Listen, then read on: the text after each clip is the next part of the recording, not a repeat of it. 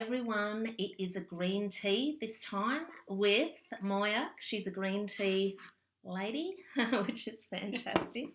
So today we're going to find out from Moya her career and life challenges, because it's really life for you, Moya. So I'm just wanting you to sort of take us back to when we first met, which was at an Asia Pac Women in Leadership workshop. What were your sort of life challenges? Because you have it as a life sort of career view. What was happening then for you? I think that was a real turning point for me in that I went to the workshop.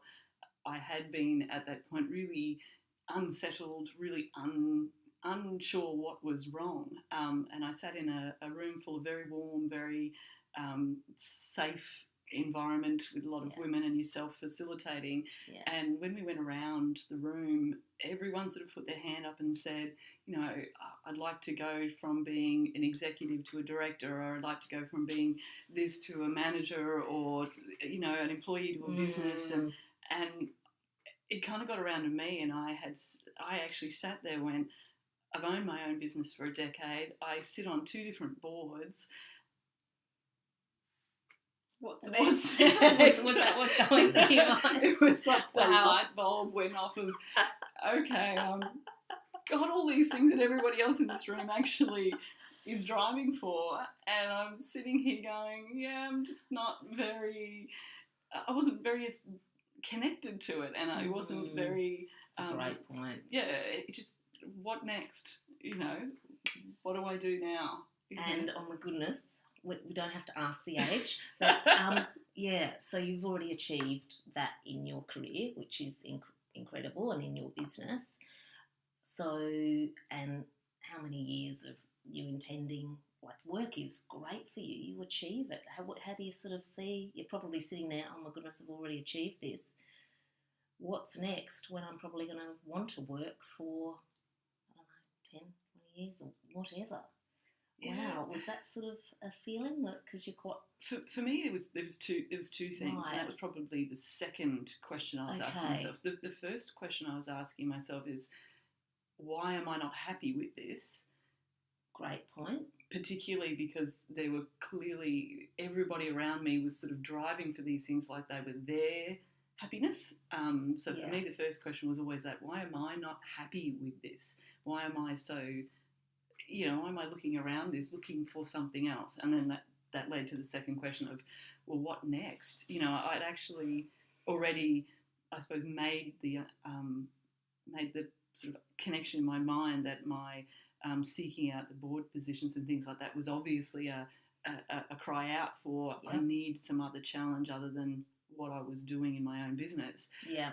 But even, but it's kind of like you think that's going to solve a problem, and then you get it, and then you work within it, and you go, hang on, that actually wasn't the problem. Okay. What's the problem now? What was the actual problem? This is perfect for Limitless, isn't it? It's like, okay, all right, so I've done that. So, righty-ho, what's the limit there? What's the next thing? So, amazing. So, that was keeping you awake at night. Was that having a bit of an impact in terms of your life at that time? I think what was really keeping me awake at night was the disconnection I felt with all of that, which actually made me feel very splintered as a person. There were parts of my life where, like my actual, to call it my actual career, my relationships with my clients, the work that I was doing as a lawyer, and those kind of things was always fulfilling for me. I'd been doing it for 20 years straight with a brilliant group of people, and that had always been a part of my life that I found very fulfilling. Yeah. But I felt like there was that component, and in that component I was very much who I was and very me and very accepted. But everything else around, particularly in my own business, which I had other partners involved with, that I just felt like I wasn't me in that environment. I felt like there was a splinter of going on there in terms of my vision and my values and the things that actually made you want to get up in the morning, and things that obviously stopped you from going to sleep at night. Yes.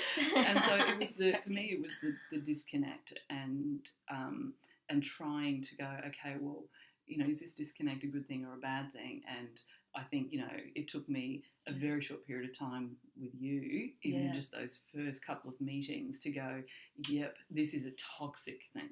This is a bad thing. It was, wasn't it? We were really, the disconnect was